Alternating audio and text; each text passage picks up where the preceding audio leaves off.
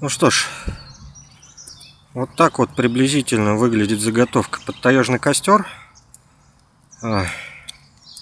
Нарубил я бревен, взял топор у охотников, у стрелков. Вот.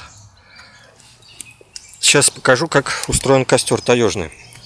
Значит, два бревна, стесанных по краю, с тесанной стороной кладутся друг к другу. Ну и запаливаются костерки. Так как между бревнами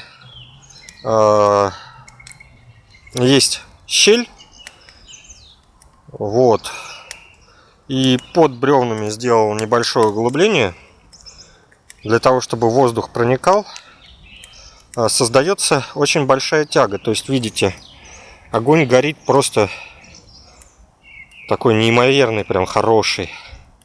Вот, это за счет тяги, за счет того, что его снизу поддувает.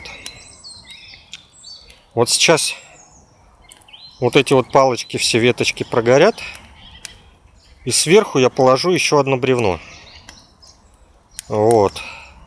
Так как заднее бревно, вот нижнее, оно более толстое, соответственно, тяга вся будет жара на меня, на мой шалаш.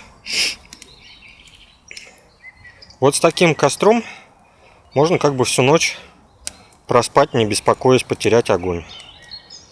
Очень хорошая вещь. Спасибо большое Соколову Григорию за то, что он подсказывает такие как бы давно забытые вещи, но очень полезные.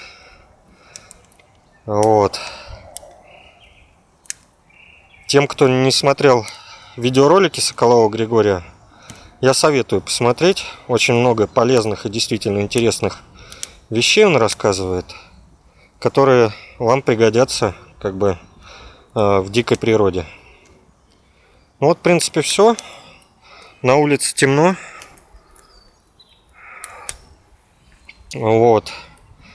То есть сейчас вот я бревнышко сверху положу, подогрею поесть и, в принципе, буду укладываться на ночь. На сегодня день закончен.